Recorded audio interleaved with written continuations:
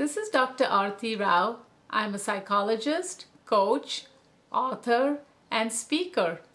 And today I'm going to talk about what is stress. Stress is a word that we all use a lot. Well, what is stress? What does that really mean?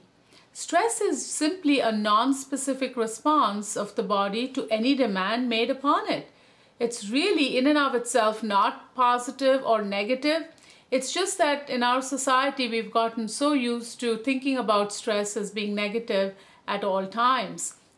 So let's look at what happens to our bodies when we're stressed out. You know, most of us think that stress is really in our minds only, that, we feel angry, we feel upset, we are afraid, we're anxious, we worry, and we think that's what stress is. A lot of people do not know that there is a real mind-body connection in stress, and that when we feel stress at an emotional level, it affects our entire body. Well, how does it do that? What is this connection?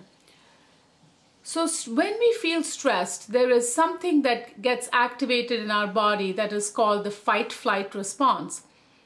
Fight-flight response is a survival mechanism, and it really dates back to the caveman days. Can you imagine having an outdated computer that's still in our body? It's the same mechanism that the caveman had many thousands of years ago. It has not been updated. So what is that? So whenever our mind perceives that there is a stressor in the environment, immediately this system gets activated called fight or flight. Now, for the caveman, what was his number one stressor? His number one stressor was obviously only animals. The saber-toothed tiger or the lion or other types of animals. And the caveman had to decide whether he needed to fight the animal and eat it for his dinner or maybe breakfast or lunch, or run away, flee from the animal as quickly as he could if the animal was a huge tiger or a lion or a dinosaur perhaps, that he had to run away from so that he wouldn't turn into the animal's dinner. So this was a very simple decision point that the caveman had to make maybe 3 or 4 times a day. Whenever he was hungry, he would have to hunt, or otherwise he would stay in his cave and take a snooze perhaps. So each time he would perceive that there was danger in the environment, like there was an animal, he had to make a split decision whether to fight the animal or run away. And so the fight-flight response is a physiological survival mechanism that gets activated to prepare his body to be able to run towards the animal and kill it, or run away from the animal and save himself.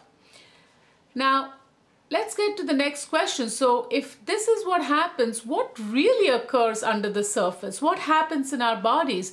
Because you and I certainly are not dealing with tigers and lions and dinosaurs, of course. We are dealing with bills that need to be paid. We're dealing with traffic that we're stuck in. We're dealing with an argument maybe we've had with our spouses or with our children. We're dealing with maybe difficult bosses, difficult employees or co-workers, having to pay mortgages, having to pay other bills. So these are the kinds of stressors that you and I in our society are having to face. But we may have this fight-flight response getting activated many times a day because we could have one stress after another at any given time. So what happens within our body? Each time we're stressed out, what occurs is our heart starts to beat faster. Why? Because it's trying to get the purified blood as quickly as possible to our extremities, to our arms and legs, to our hands for fighting, and our legs for running away. And also another cool fact is that the blood rushes to our brain. But what part of the brain? Not the frontal cortex. This front of our brain is really responsible for thinking, for rational thinking, for remembering stuff. So memory, concentration, focus. That's the part of the brain that's responsible for those higher functions. The back part of our brain is called the primitive brain. And when the blood rushes to the back part of the brain, that brain is only responsible to save us from danger in the moment. That's why it's called the primitive brain or the reptilian brain. Think of a reptile. If you go towards a reptile, it starts slithering away from you. It tends to want to run away and save itself. But if it feels that that you're being a real threat to it, then yes, it's going to turn around and attack you in return. But usually the reptile will want to run away from you, in other words, slither away from you for its own safety. So we have a very primitive reptilian brain that is in the back of our skulls, and that brain gets activated, and it's only good to help you to run or to run towards the animal and fight, or to run away. And that's all that it's capable of doing.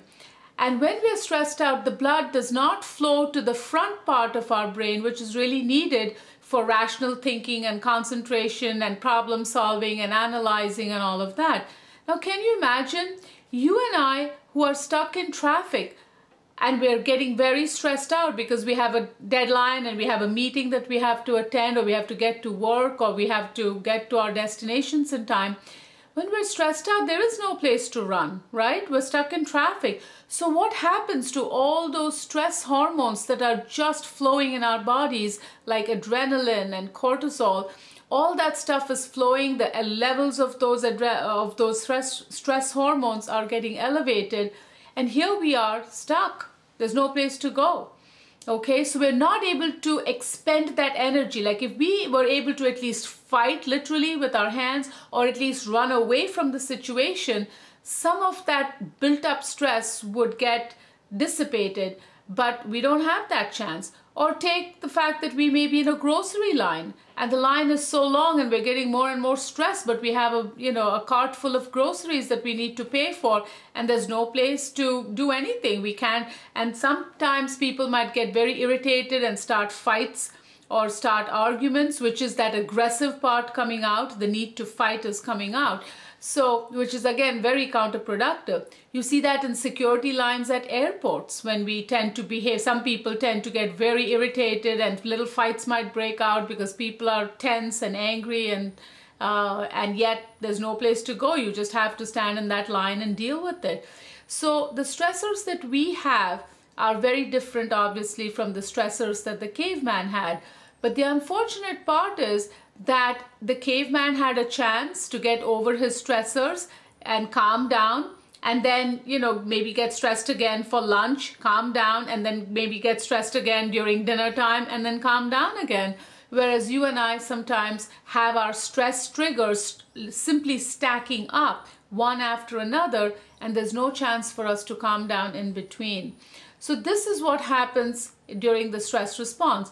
Well, what are some other physiological things that occur? I've already talked about the heart beating faster to get the blood supply to the extremities. The second thing is we go into shallow breathing. So we tend to start breathing in a shallow way. Why? Because we're trying to get as much oxygen and as quickly as possible so that the blood can be purified and sent out to the extremities quickly.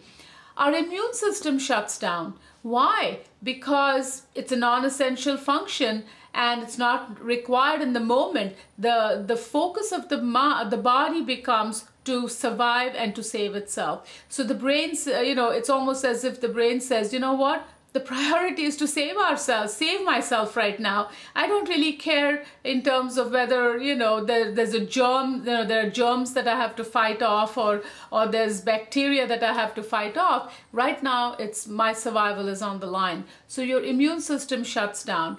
Then also the blood rushes away from your digestive system, leaving us feeling maybe it's kind of sick to the stomach or a little nauseous. Why? Because again, digestion is considered a non-essential function when we are so stressed out. So that's another thing that happens, and we tend to feel a little nauseous or sick when we are stressed out. We are not able to remember stuff. So imagine if you were taking a test, for instance, and you really have studied for the test and you think you know all the information, But then you get so stressed out that all of a sudden your mind is a blank. You cannot remember a thing. Or maybe you had a deadline at work on a very important project and you're supposed to present it to the customer, for instance, on your job. And all of a sudden you're standing there and you're stuttering and stammering and you cannot remember what you had planned to say. Why is that? Because again, like I said earlier, the blood rushes away from the frontal cortex, and this is where this part of the brain is really the thinking brain, if you want to just give it another name. And the thinking brain is responsible for memory, for accessing memory, for accessing information, problem solving, and analytical thinking. All of that stuff happens up there, and that is not getting enough blood flow to this part. And therefore, we tend to blank out and not really be able to function as effectively as possible when we're under stress. What else happens? When the blood is rushing to our extremities, etc., the heart is pumping it out very, very quickly. So our arteries tend to get into arterial spasms. So they narrow and they open up, they narrow and they open up. And this is the way that the blood gets pushed from, one point to another point as quickly as possible. But can you imagine if those arteries were already clogged a little bit with cholesterol and plaque? What happens then is you are at risk for for plaque rupture, or which could lead to a heart attack. The other thing that also happens is our clotting factor goes up. Now why? Because the caveman didn't have hospitals. So if he was injured while he was trying to fight off an animal, he would bleed to death. So part of our survival mechanism is for the blood to start to thicken the minute we are stressed. There's a message that gets sent out to the body, and the blood starts to thicken, and there are more and more clots that are formed in order to stop bleeding, just in case we get injured in fight while we are fighting. Unfortunately though, again, for you and me, we're not really dealing with the tigers and lions, and the danger of physically getting hurt is much, much lower than it was for the caveman. And yet we run the danger now of our blood thickening, and with narrowed arteries, that could allow one of the several clots to go through the arteries and perhaps clog up an artery and cause a heart attack. Or maybe if it clogs up an artery going to the brain, that could result in a stroke.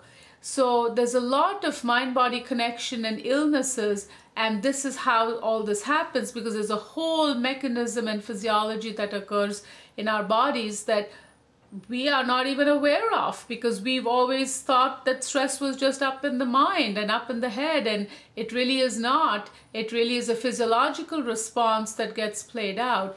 So it's really critical to understand this information, so that there are a number of things that we can do to manage stress, so that in order for us to stay healthy and not be at risk for all kinds of illnesses, including heart disease, cancer, fibromyalgia, IBS. There's a whole, all illnesses, there's a stress component to it.